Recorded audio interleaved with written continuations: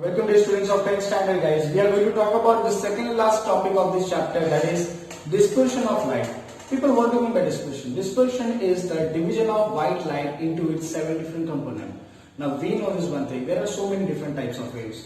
Radio waves are there, microwaves are there. So there is a section of the part or section of the table in which you will find the visible radiation. So visible radiation is what basically जो अपने आंखों को दिखता है, ठीक है। तो ये 7 अलग अलग कलर जो है वो जो अपने आंखों को दिखते हैं, ये 7 कलर आते हैं विजिबल रेडिएशन के अंदर। एंड गाइस, उस टेबल में हर एक वेव्स का एक अलग अलग वेवलेंथ होता है एंड अलग अलग फ्रीक्वेंसी होता है, ठीक है। So what do you mean by wavelength and frequency? This thing you must have learn in the previous standard, guys. So quickly बता देता हूं कि wavelength is what basically if we draw a wave like this way, okay, a wave consists of a crust and a trough. So what do you mean by wavelength? The wavelength is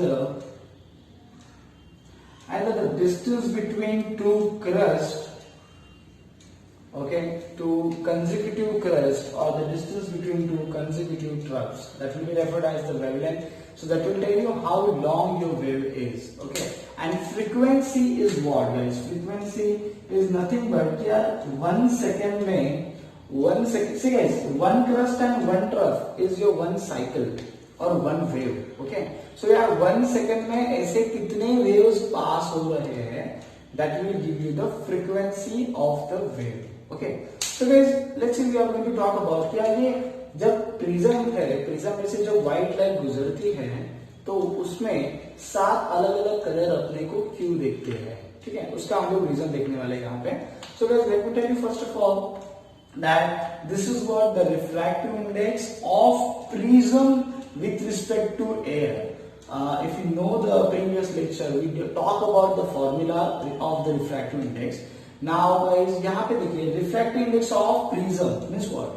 Now the white light, जो light है वो अभी prism में enter करने वाली है, that's why we have taken the refractive index of prism, ठीक है। अच्छा, ये व्हाइट लाइट प्रिज्म में एंटर करने से पहले कहां से आ रही थी? एयर से आ रही थी, हवा से आ रही थी, that's why with respect to में हम लोग लिखेंगे एयर, ठीक है।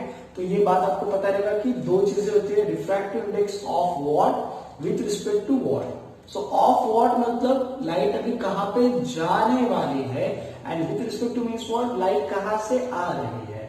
सो ये सिंपल थिंग हो गया, refractive index of prism with respect to air, formula sin I upon sin R। ना आपको ये पता रहेगा कि लास्ट टाइम रिफ्रैक्टिव इंडेक्स के बारे में हम लोगों ने जो डिस्कशन किया था उसमें I talk about refractive index आपको क्या बताएगा, ठीक है। बेसिकली रिफ्रैक्शन ऑफ लाइट, एक थोड़ा सा फटक से रिवाइज करा देता हूं। When light travels from one transparent medium to the another transparent medium, it has tendency to bend. It has tendency to bend, okay. Now guys, depending upon the pair of mediums, okay, एक medium रहेगा जो कि light को ज्यादा bend करेगा, दूसरा medium रहेगा जो कि लाइट को कम बेंड करेगा। तो हर एक मीडियम का अपना बेंड करने का एक कैपेबिलिटी है, ठीक है। So that is what defined और that is what decided by the refractive index of that medium with respect to the air और व्हाटएवर जहां से लाइट आ रही है, ठीक है। तो रिफ्रैक्टिव इंडेक्स अगर ज्यादा है मतलब वो मीडियम उसमें से पास होने वाले लाइट को ज्यादा बेंड करेगा। अगर रिफ्रैक्टिव इंडेक्स कम है तो इसका मतलब वो मीडियम उसमें पास होने वाले लाइट को कम बेंड करेगा। That is what the simple thing. यहाँ पे now this formula again, refractive index of prism with respect to air, we are writing in terms of the velocities of the light in the mediums. Now in terms of velocities, we can write the same formula like VA upon VP. What is this? Velocity of light when it was in air, velocity of light when it will be in the prism, okay. Now you guys the same thing, let's discuss about the value. अगर देखिए इसमें और इन velocities में there is a inverse relation, ठीक है।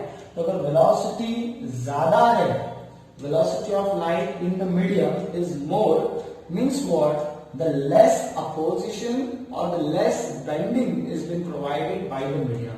सो refractive index क्या रहेगा, कम रहेगा और वेलोसिटी तभी अपना ज्यादा रहेगा। ठीक है, तो एक सिंपल रिलेशन है अपना। ओके, नाउ गाइस बात यह है कि यार अपने को 7 अलग अलग कलर क्यों मिलते हैं।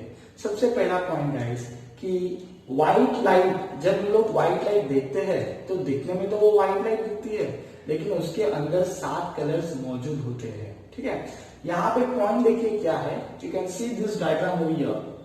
नाउ मैंने सभी कलर्स नहीं लिए हैं, only what I have considered here, the minimum and the maximum, the minimum deviation and the maximum deviation. As if you don't know about the deviation, then please watch my previous video. As this is your white light, and if you see now this dotted blue line, the dotted blue line is telling you the actual or the expected path of the light, the expected path of the light. Okay. Alright, so then the blue line is the thing with the expected path of light. क्या light जैसे आया वैसे उसको जाना चाहिए था, लेकिन जबकि लाइट का बेंडिंग हुआ तो यू कैन सी यहाँ पे ये जो बेंडिंग है, this is the red light. ठीक है, यहाँ पे मैं दिखा देता हूँ, ये रेड लाइट है and this is your violet. Okay, तो you can see red. Now can you see this which angle is forming over here, ये एंगल हो गया, this is the deviation angle for the red light. ठीक है, what is the deviation angle, the angle between expected path and the refracted रे। Okay, तो expected path and the refracted रे, इसके बीच में का एंगल ऑफ डेविएशन। डेविएशन का मतलब क्या होता है, मूल रास्ते से भटक जाना। तो एंगल ऑफ डेविएशन ये बताता है कि बंदा भटका कितना है, तेरा कलर एक्सपेक्टेड पाथ से भटका कितना है।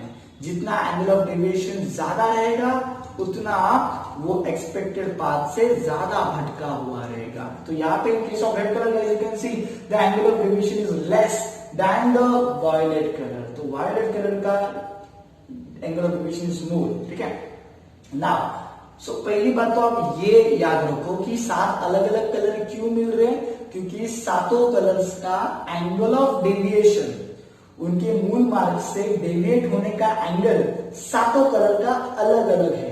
So this can be the angle of deviation of red color, another can be angle of deviation for green color, blue color and so on. ठीक है, तो हर एक कलर का एंगल ऑफ डेविएशन अलग अलग है। इसका मतलब हर एक कलर अलग अलग एंगल पे रिफ्रैक्ट हो रहा है, डेविएट हो रहा है। Alright, so now let's try to see कि ये ऐसा क्यों होता है। ठीक है, यहाँ पे for that we need to consider one formula, that the velocity of the wave is equals to lambda upon t. Lambda is the wavelength of the wave. ठीक है, now here I have simply represented this thing. ये करने की जरूरत नहीं है actually. By this thing also you can infer that the velocity of wave will be proportional to the lambda.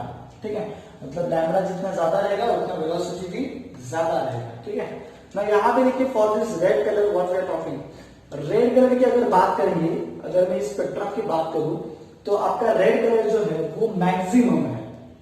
ठीक है, यहाँ पे आर लिमिट है 700।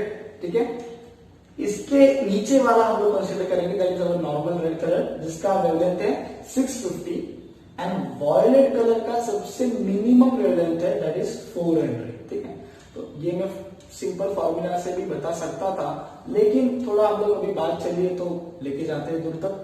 तो यहाँ पे if you see like I told you over here, the wavelength and the velocity are directly proportional. So for the red color, the wavelength is more, means like we are comparing with the red color का wavelength, we are going to compare with the violet color. ठीक है, हाँ अभी ये बात को थोड़ा बाजू में रख के अगर हम लोग आउट ऑफ सिलेबस बात करेंगे तो guys always remember, whenever the light enters into the prism, the wavelength shortens. Wavelength थोड़ी सी शॉर्ट हो जाती है। ठीक है, लेकिन वो सब पार्ट अपने सिलेबस में नहीं है, तो we are not going to discuss that thing. तो ऑब्वियसली वेवलेंथ क्यों शॉर्ट होती है, कर ही लेते हैं। वेवलेंथ क्यों शॉर्ट होती है, बिकॉज बाहर कोई अलग मीडियम था, एयर था, और जब लाइट एयर टू प्रिज्म आ गई तो प्रिज्म कांच का है, तो obviously the density of particle there and density of particle here is completely different. So light is travelling from a rare medium to a denser medium, तो भाई थोड़ा तो अपोजिशन होगा ही, सही बात है। और उसके कारण क्या होगा, थोड़ा सा वेलोसिटी भी डिक्रीज होगा, एंड वेलोसिटी डिक्रीज होने के कारण तुम लोग का वेवलेंथ भी थोड़ा सा शॉर्ट हो जाएगा, ठीक है। तो वी आर टॉकिंग, देखो वेवलेंथ तो शॉर्ट होगा, but we are comparing the red and violet. तो ओवरऑल रेड कलर का भी वेवलेंथ शॉर्ट होने वाला है और वायलेट का भी वेवलेंथ शॉर्ट होने वाला है, ठीक है। But still we are comparing the red with respect to violet in the or within the prism, ठीक है। So if you are considering within the prism, you will find, and I will also find along with you, that wavelength of red color within the prism will be more compared to the violet color, ठीक है। Okay, by mistake बात है, green लिखा था मैंने, तो we are considering the violet light over here. So again the same thing over here, the wavelength of the red light will be more. So if you see यहाँ पे, तो अगर वेवलेंथ ज्यादा है तो ऑब्वियसली रेड कलर का, because यहाँ पे देखेंगे आपकी व्हाइट लाइट जो है वो डिवाइड हो रहा है, तो यहाँ का जो रेड लाइट है उसका वेलोसिटी भी ज्यादा रहेगा, तो उसका वेलोसिटी इन प्रिज्म ज्यादा है, इनके बीच में इनवर्स रिलेशन है, राइट। तो ज्यादा है मतलब क्या, इसका मतलब the refractive index of prism to the air means what? This is the opposition provided by prism, or this is the extent of bending provided by the prism to particular red color. So if this is more, this will be less. So इसका मतलब overall ये है कि refractive index for red color will be less, means what? The red color will be least bending, उसका bending सबसे कम होगा, ठीक है। अगर वही हम लोग वॉयलेट कलर की बात करेंगे तो गाइस वॉयलेट कलर का जो वेवलेंथ है within the prism we are talking about, वो एक एक्स्ट्रा कंसेप्ट हम लोगों ने डिस्कस कर लिया। So within the prism the wavelength of violet colour will be less compare to the wavelength of red colour, because of which there is a direct relation. So the velocity of the violet light, you can see the violet light over here. So velocity of violet light will be also less, and उसका मतलब क्या होता है तो वो हम लोग इस इक्वेशन से दिखाएंगे, that refractive index of prism with respect to air, but this particular is for the violet color, ठीक है। तो यहाँ पे the velocity of violet color in prism is less, मतलब the refractive index of the prism for particular violet color will be more. Will be more means what? The bending of light or the bending of violet color will be more, okay, within the prism. So guys, यहाँ पे what we discuss, we relate the wavelength with the refractive index, okay, and we got this one thing that if wavelength is more, the refractive index will be less. So यहाँ पे red colour का हमने बात किया, so red का wavelength is more, that's why the refractive index is less, means what? The bending provided by prism to red color will be less, alright, and hence the red color will be least deviated. And another thing is what?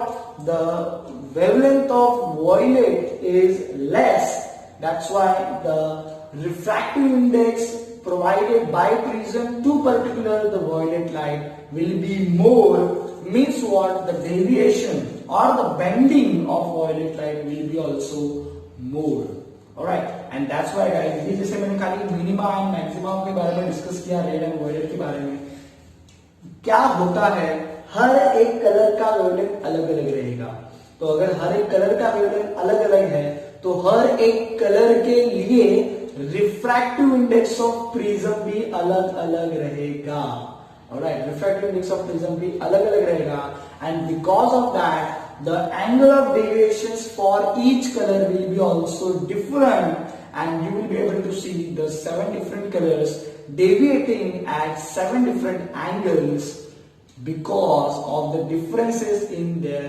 wavelength. So here the reason for the dispersion is all nothing but your wavelength, the differences in the wavelength of the different colors. We will be talking about the total internal reflection in the next video. Thank you so much for watching.